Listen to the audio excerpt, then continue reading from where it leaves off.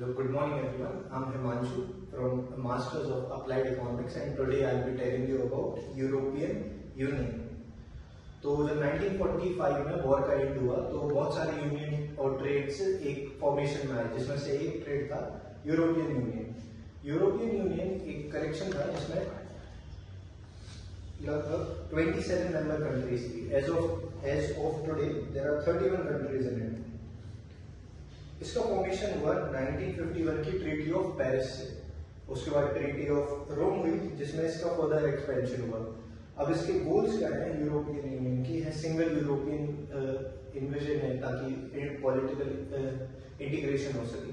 इससे ट्रेड जो होगा वो आसानी से होगा। Single use of single currency, use of simple laws, जिससे ट्रेड अक्रॉस द कॉन्टिनेंट आराम से बिना किसी रुकावट और टैरिफ और कोटास के हो सके। इसलिए यूरोपियन यूनियन का फॉर्मेशन हुआ।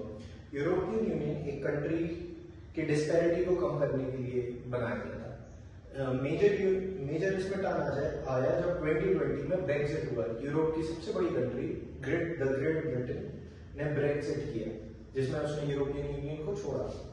अब यूरोपियन यूनियन का पार्ट ब्रेक्जिट जो था एक बहुत बड़ा इवेंट था यूरोपियन यूनियन की इतिहास में, जिसकी वजह से यूरोपियन यूनियन का इतना महत्व कम हो गया। ब्यूरोक्रेसी और एक्सटर्नल थ्रेट्स हमेशा ही यूरोपियन यूनियन को मिलते रहे, लेकिन फिर भी यूरोपियन यूनियन एक यूनियन के उसमें आगे बढ़ता रहा। तो हम अब अचीवमेंट्स की बात करेंगे कि यूरोपियन यूनियन ने क्या अचीव किया है। यूरोपियन यूनियन की सबसे बड़ी अचीवमेंट है इम्प्लीमेंटेशन ऑफ द यूरो।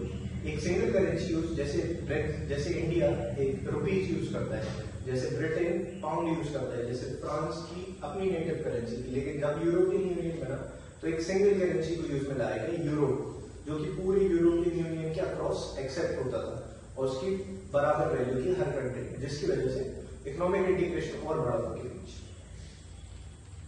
वहां पीस एंड स्टेबिलिटी।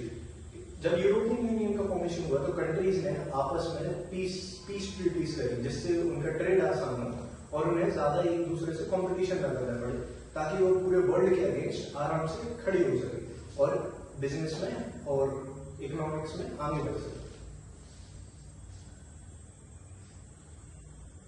अब प्रॉब्लम्स ऑफ यूरोपियन यूनियन ने काफी प्रॉब्लम्स फेस करी, जैसे डिसइंटीग्रेशन। जब सारी कंट्रीज का एक साथ इंटीग्रेशन हुआ, उसकी वजह से कुछ कंट्रीज आपस में नोकझोंक की वजह से उसमें ट्रेड में हुआ, जिसकी वजह से काफी कंपोनेंट्स अफेक्ट हुए और बहुत सारे जो ट्रीटीज हुए उनका उल्लंघन हुआ। जैसे पेरिस मॉन्ट्रियल ट्रीटी का हुआ, जैसे कोपेनहेगन ट्रीटी का हुआ। ऐसी काफी ट्रीटीज थी जिसकी वजह से उनमें disparity I. Migration of workers सबसे बड़ी बात थी, migration of workers. European union बनाया जाता ताकि माइग्रेशन ऑफ वर्कर्स आसान हो, बिना किसी वीजा वगैरह के वो दूसरी कंट्रीज जा सके।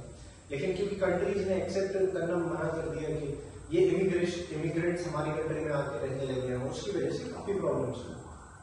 एक्सटर्नल थ्रेट्स जैसे जियोपॉलिटिकल डिजास्टर्स हुए, जैसे रशिया ने जब क्रीमिया पे अटैक किया तो ये भी एक प्रॉब्लम थी।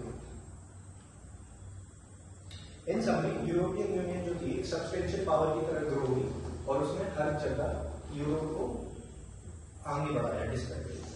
Thank you.